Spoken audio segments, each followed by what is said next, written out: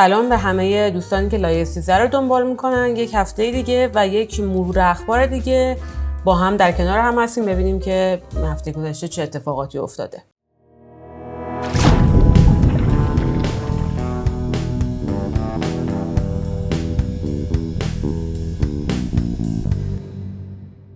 اولین خبری که براتون آماده کردم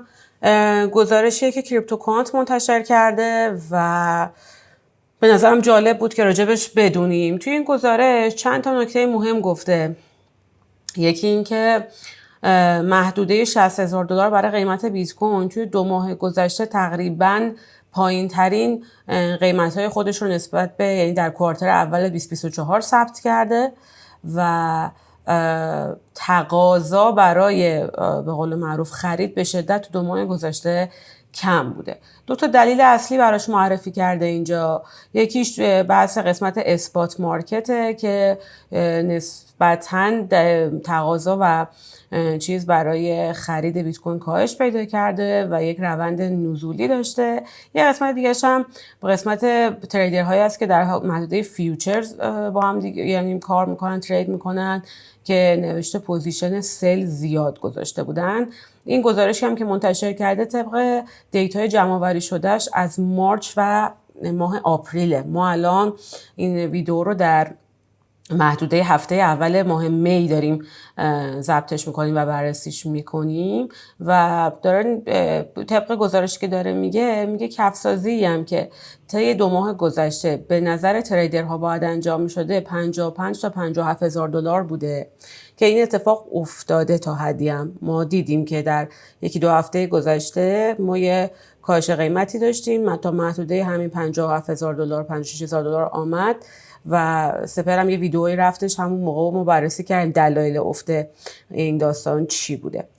بعد یه قسمتی راجع به ماینرها صحبت کرده، نوشته که ساپلایی که واسه ماینرها بوده اینها هم اومدن به قول معروف از مقدار بیت کوینی که ماین کردن توی 2 ماه گذشته اوردر سل گذاشتن، یه مقداری رو فروختن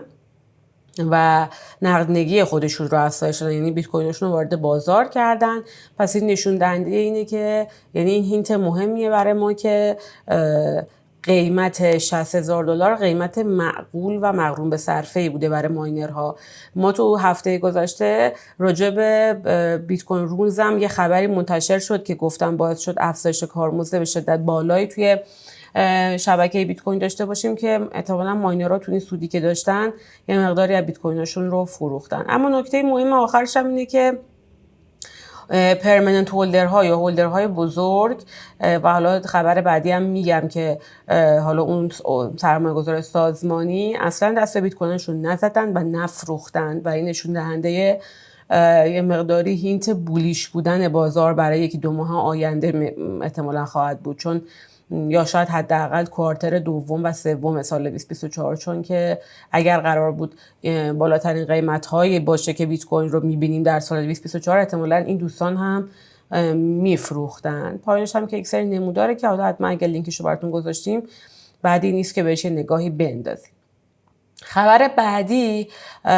فورساید اینوستور رفته توی توییتر که من تو لینکش رو براتون گذاشتم که اصلا به نظرم واجب کلا این لینک بعدیه که میبینید الان براتون توضیحش میدم رو کلا همیشه چیز بکنید که داشته باشین، یه نگاهی بهش بندازید. من همیشه گفتم این داستان ETF بیت کوین و بازیگران بزرگ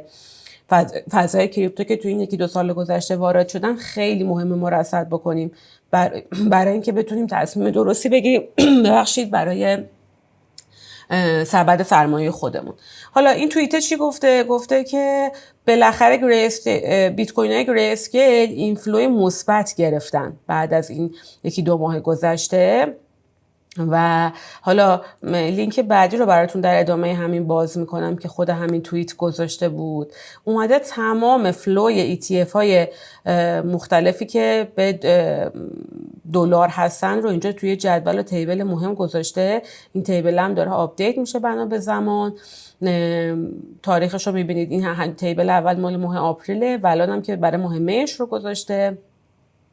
بعد این پایین اومده فلو و نقدینگی تمام ETF هایی که الان در حال فعالیت هستن رو با رنگ‌های مختلف مشخص کرده، هر کی تقریبا چقدر داره و چه فلویی هم هر کدومشون دارن. من خیلی خوشم اومد از این چارته و احتمالاً از این به بعدم که تازه هم دیدمش، از این به بعد بیشتر از روی این ماهانه بررسی میکنم که جریان نقدینگی و روند فلوی ETF ها در این مؤسسات بزرگ چجوری داره میره جلو. حالا دونه بدونم جدا کرده، مال گری اسکیل همونطور که میبینید فلوی مثبت گرفته بالاخره و وارد روند به قول معروف سوددهی یا پرافیت شده برای گری اسکیل که من یه خبری هم هفته پیش رفتیم که گفتم اینا خیلیاشون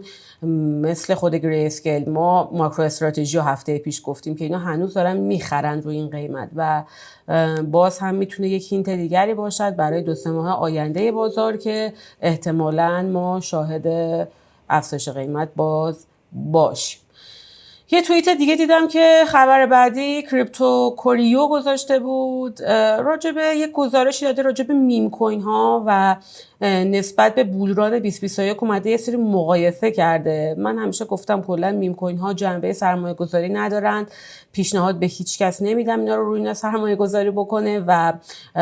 حالا اگرم داریدشون که میدونم خیلی از ایرانی‌ها دارن، دوجو، شیبا و فلوکی و اینا دارن، احتمالاً باید اخبارش رو دنبال بکنیم. به هر حال چه بخوام چه نخوام جذابه برای خیلی‌ها در این بازار. منتها یه قسمتش که من حالا بخونید اومده چند تا چیز مختلف راجع به میم کوین ها و تعدادشون که در کوین مارکت کپ اپروو شدن رو در آپریل 2023 آورده که نوشته 138 تا میم کوین جدید رجیستر شدن تو کوین مارکت کپ. خب به هر حال عدد خوبیه، بزرگیه و یه مدتی بود ما خبری زیاد از این میم کوین ها نمیشنیدیم. چارتش هم گذاشته. منتها چیز مهمی که برای من داشت که جالب بود این بود که به خاطر خیلی از مسائل مختلف که احتمالا همه میدونیم، به خاطر اکتیویتی که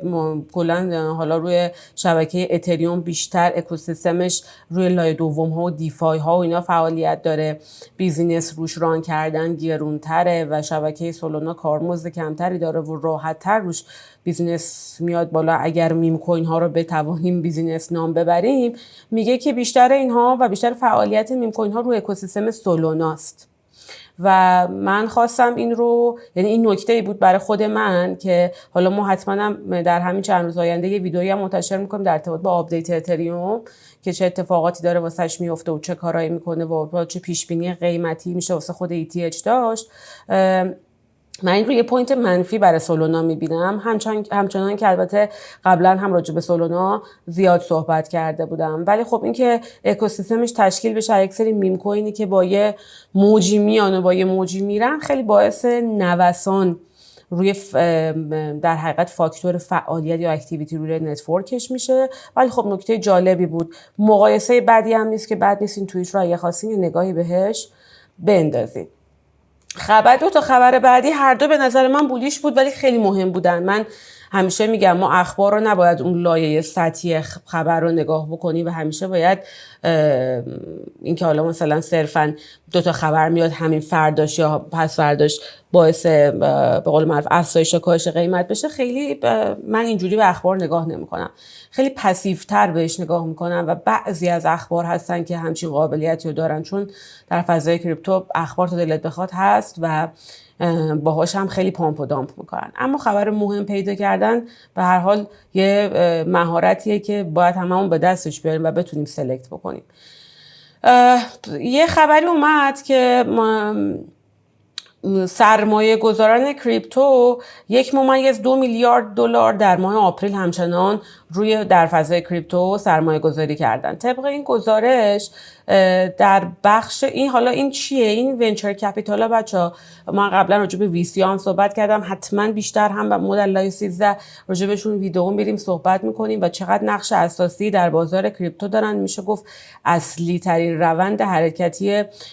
جریان پول رو این وی سی ها میسازن. خبری که آمد این بود که در بخش های مختلف خب وی سی ها فعالیت میکنن، در حوزه بلاکچین همچنان رکورد شکنی کردن در اپریل سال 2024 و 1.02 میلیارد دلار در این بخش همچنان از طریق 161 سرمایه گذار طبق آماری که رو دیتا داده سرمایه گذاری کردن. ماه قبل از اپریل که ماه مارچ هم بود باز هم عدد بالا بود، نسبت به ماه‌های قبلی و سال‌های قبلی هم رکورد شکنی شده بود. کلا این 2-3 ماه گذشته به شدت ویسی هایی که در حوزه غیر بلاکچینی فعالیت می‌کردن علاقه‌مند شدن به حوزه بلاکچین و اومدن و دارن پول میارن در این فضا که اینها رو ما نمیتونیم خیلی با سرعت تأثیرش رو در بازار ببینیم. ما اینها میان سرمایه گذاری میکنن رو پروژه ها زیر ساختشون رو میسازن تا بیان و لانچ بشود و من و شما هم بیایم اون اسم اون پروژه رو بشنویم رو بخریمش. یک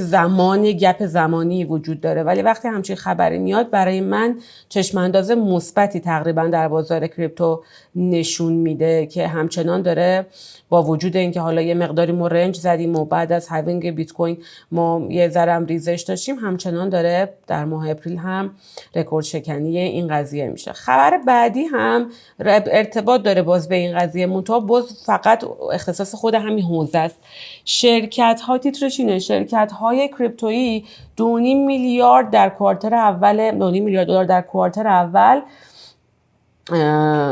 ریز کردن. حالا ریز کردن یعنی به هر نحوی اینا 2.5 میلیارد رو جذب سرمایه کردن. حالا اومده پایین ترش هم توضیح داده که با توجه به دیتایی که از گلکسی گرفتن از 3 می در کوارتر اول شرکت های کریپتویی نزدیک به 2.5 میلیارد دلار 29% افزایش نسبت به کوارتر قبلی جذب سرمایه داشتن. خب خبر قبلی این بود که غیر کریپتویی ها، ویسی های غیر کریپتویی افزایش پیدا کردن توی این 2-3 ماه گذشته و این خبر هم داره یه جورایی ربط داره، یکی نخی به اون داره که حالا یک سری خود شرکت های کریپتویی هم اومدن جذب سرمایه انجام دادن که حالا یه مختصر توضیح دیگه هم در خبر هست. اما نکته مهمش اینه که وقتی همچنان شرکت های کریپتویی در حال جذب سرمایه هستن و این سرمایه رو به هر نحوی میبرن در زیر ساختشون، با یک فاصله زمانی ما در بازار شاهد به قول معروف آپدیت های جدید، جریان پولی های جدید که میاد توی حالا اسست های بازار و ما میبینیمشون اون افزایش قیمت ها رو، یعنی اینا تا بیان اینا جذب سرمایه‌شون رو انجام بدن، روی زیر ساختشون کار بکنن، بعد پول در فاز مارکتینگشون قرار بگیره و نهایتاً بیاد به قول معروف توی اون استی که روش دارن کار میکنن و به دست من و شما برسه. یه بازه زمانیه که پس نشون میده سال 2024 همچنان برای بازار کریپتو سالی پر رونق احتمالاً خواهد بود که خیلی هم پرسیده بودین که تکلیف ما چه باید بکنیم. حالا ما سعی میکنیم هفتگی تو این اخباره که منتشر میکنیم در لایه 13 مدام این آپدیت ها رو با هم داشته باشیم و پیشنهاد میکنم حتما هر هفته این ویدیو رو ببینید و یه مروری خودتونم روی این اخبار داشته باشین که جریان کلی پولی و روند رفتار بازار کریپتو رو ازش نیفتیم، عقب نیفتیم، تا حداقل یه نگاه بلند مدت رو بتونیم بفهمیم که نگاهمون باید نزولی باشه یا صعودی. ممنون که این هفته هم با ما بودین در اخبار در لایه 13 و امیدوارم که این ویدیو هم به درتون خورده باشه.